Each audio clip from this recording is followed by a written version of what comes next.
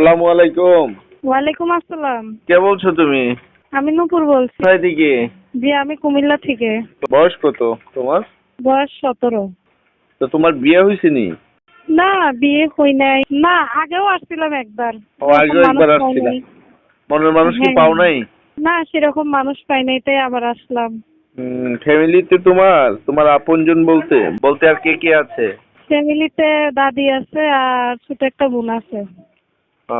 মনের মানুষ নাই? না, ওরকম ভালো মানুষ পাই নাই, বিধেই আবার আসছি। দেখিনি ওরকম মানুষ, আল্লাহ মিলাই দেয়নি। মানুষটা যেমনই হোক না কেন আমার কোনো আপত্তি নেই। আমি অনেক গরিব, অনেক অসহায় মানুষ। সে যদি আমার পাশে থাকে, মাসে মাসে আমার খরচপাতি চালাইতে পারে, তাহলে আমার কোনো আপত্তি নেই। বিবাহিত হইলো সমস্যা নাই? বিবাহিত হলো না, কোনো সমস্যা নাই। তোমার সে মতো যদি একজন যাতে স্মার্ট মেয়ে, সুন্দরী মেয়ে, তুমি বিবাহিত কাছে ছেলের কাছে বিয়ে বলবে, কি ব্যাপার? সুন্দরী রূপ চেহারা তো হয়তো আজ আছে কাল নাই।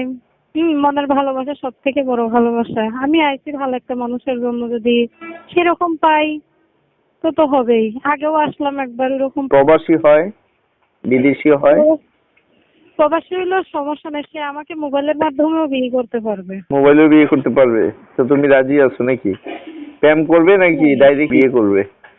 না, আমি প্রেম করব না, ডাইরেক্ট বিয়ে করব। আচ্ছা, এখন হ্যাঁ। তোমার এই কথাবার্তাগুলি শুনে, তোমার চেহারাটা, তোমার দেখে কোনো হৃদয়বান লোক যদি তোমার সাথে কথা বলতে চায়, তো মোবাইল নাম্বার আছে?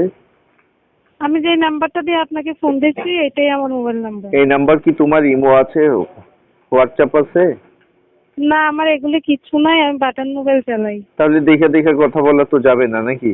না, যারে তো দেখার ইচ্ছে হবে, যে মনে প্রাণে আমাকে ভালোবাসবে, সে জি। দেখার জন্য সে হয়তো মোবাইল কিনে দিবে। ঠিক আছে, আচ্ছা ঠিক আছে, তোমার এই নাম্বারটা দর্শকদের উদ্দেশ্যে উদ্দেশ্যে ভিডিও রিসিনে আমি দিয়ে দেবো।